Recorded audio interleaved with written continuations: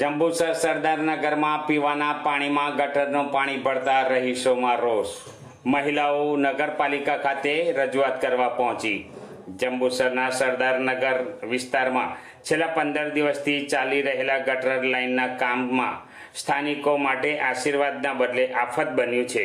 નવી લાઇનના ખોદકામ દરમિયાન કોન્ટ્રાક્ટરની બેદરકારીથી પીવાના પાણીની પાઇપલાઇનમાં ભંગાણ પડ્યું છે, જેના કારણે રહીશોના ઘરે ગંદુ અને દુર્ગંધયુક્ત પાણી આવી રહ્યું છે.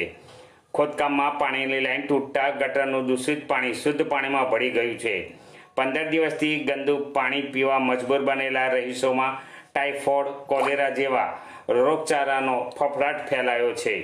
સ્થાનિક કાઉન્સિલર અને તંત્રની મૌન સેવતી ભૂમિકા સામે લોકોમાં ભારે આક્રોશ જોવા મળી રહ્યો છે. સ્થાનિકોએ ચીમકી ઉચ્ચારી છે કે જો તાત્કાલિક ધોરણે પાઇપલાઇનનું સમારકામ કરી શુદ્ધ પાણી આપવામાં નહીં આવે તો ઉગ્ર આંદોલન કરવામાં આવશે તેવી ચીમકી રહીશોએ ઉચ્ચારી હતી. હું સરદારનગરમાંથી આવું છું, અર્ચનાબેન રાજેશભાઈ. હવે આ જનનું કામ થયું છે, એ લોકો મજૂરો આવે છે તો એ લોકો કોઈ અમારું સાંભળવા જ રાજી નહીં. એ ગમે તેવું કરીને કામ જતા રહે છે. પાણીની કોઈ સુવિધા નથી. અમારે પાણી 1 કલાક જ આવે છે. 1 કલાકમાં અમે પાણી વાપરવાનું ભરીએ કે નાવા ધોવાનું ભરીએ કે શું કરીએ? અમારા સરદારનગરમાં એટલો બધો પ્રોબ્લેમ છે કે ખારું જ પાણી આવે છે અને અમારે કમાઈને લોકોને જ ડરવવાના. અમારે પૈસાથી પાણી લેવાનું, પીવાનું. ગટરનું પાણી બધું મિક્સ થઈ જાય છે તો પછી અમે કેવી રીતના પાણી વાપરી શકીએ? આજે અમે કેટલા દિવસથી કપડાં બી અમે મૂકી રાખેલા છે. ગંધાતા કપડાં કેવી રીતે પહેરીએ? અમે કપડાં ધોવાનું બંધ રાખ્યું છે. અમે વાપરવાના કઈથી પાણી? તો આ લોકોને જરીક સુવિધા કરવી જોઈએ ને. તો એ લોકોને કમાઈને એ લોકોને જ ખાવું છે. અમારી કમાઈનું શું થાય? અમારા છોકરાઓનું બધું નહીં જોવાનું. અમારે જનના અમે લોકો અહીંયા રહીએ છીએ તો કોઈ સુવિધા નથી. વારનારા આવે છે તો અમારે સવારે બધું સાફ સફાઈ કરી દઈએ તો 10 વાગે આવે.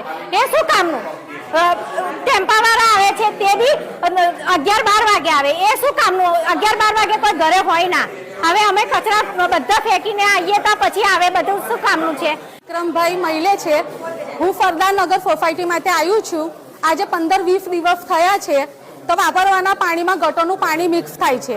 આ પ્રોબ્લેમ જ્યારથી નવી લાઈન ગટરની ચાલુ કરી છે કામ, ત્યારથી જ આ પ્રોબ્લેમ થાય છે.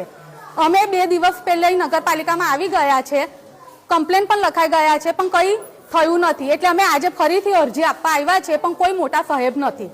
હવે ઘરોઘર આ ગટરવાળા પાણી લીધે બધા જ બીમાર છે. બધાને ઝાડા વામિટો ને એવું થયું છે. હવે આગળ છોકરાઓની એક્ઝામ આવે છે. હવે છોકરાઓ હવે ઝાડા વામિટ ને એવી બધી પ્રોબ્લેમ હોય તો કેવી રીતે એક્ઝામ આપી શકે? એટલે અમારો ગમે તેવો અમારા પાણીનો પ્રશ્ન સોલ્વ કરો.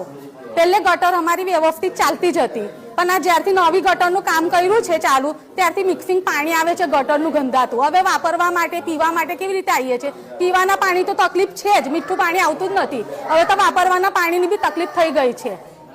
અરજીના રજૂઆત કરવા આવ્યા છે પણ કોઈ અધિકારી અહીંયા છે જ નહીં. પરમ દિવસે હવે તો તમને એવું કીધું કે તમે તમારી મેં જાઓ, થઈ જશે. તો થઈ જાય 3 દિવસ પણ કોઈ કંઈ અમારા સરદારનગરમાં પણ કોઈ જોવાઈ નથી આવ્યું. વોટ લેવા હોય તો ફટાફટ આવી જાય. બધા ઘેરે ઘેર ખાટલા છે, ઘેરે ઘેરથી છોકરાઓ બધો ઘણો બધો હોસ્પિટલમાં છે અત્યારે.